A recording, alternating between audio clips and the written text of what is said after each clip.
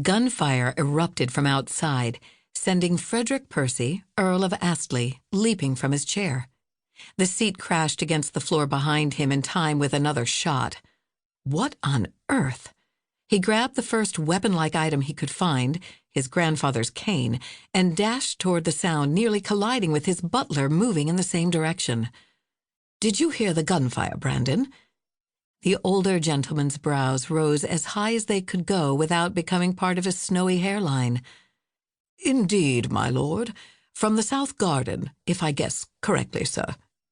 "My thoughts exactly." Frederick tapped the cane against the floor and took a step in the direction of the garden door, then stopped, a sudden sense of dread forming a lump in his stomach. His butler's response was much too cavalier for an emergency. "Have you seen Lady Astley of late, Brandon?" "Not since breakfast, sir." "Well, then." Frederick returned to his office for his own pistol and prayed whatever inspired a gunshot near his home would prove more benign than dangerous. After surviving several near-death experiences over the past Christmas season, Frederick was quite finished with drama for a while, though drama seemed to follow his new bride in spades.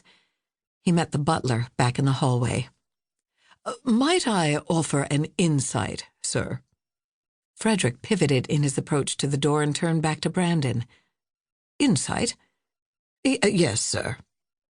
The man released a deep sigh which pulled his pristine posture into a slight slump. He then sent Frederick a look which somehow inspired a grimace before Frederick even heard the man's words. "Her ladyship was speaking with Mr. Blake after breakfast, sir." "Mr. Blake?" Frederick rolled his gaze heavenward, the tension in his jaw uncoiling into a slight annoyance that manifested in an ache over his right eyebrow. He loved his cousin. There was no man Frederick trusted more. But for some reason, the idea of Blake and Grace together, followed by the sound of gunfire, did not bode well for anyone. "About pistols, my lord." And the answers emerged, along with an increased throbbing in Frederick's head.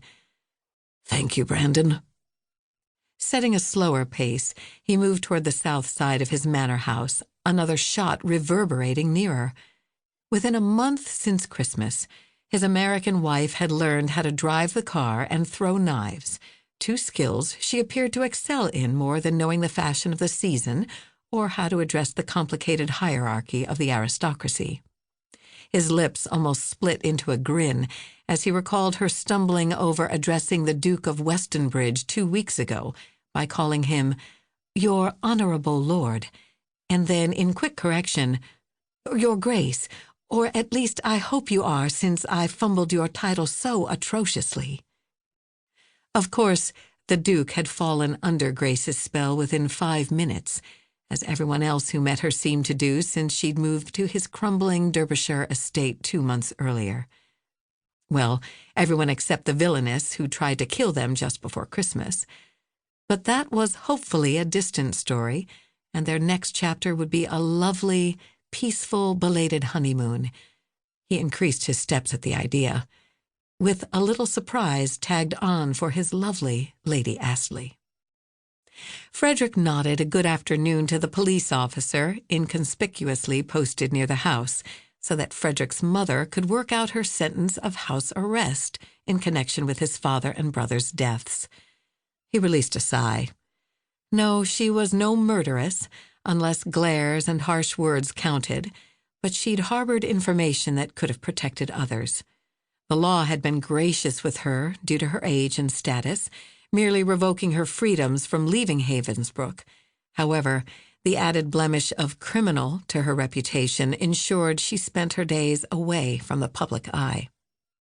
And if the police officer appeared in no great distress over the gunfire, Frederick knew all too well what must be happening.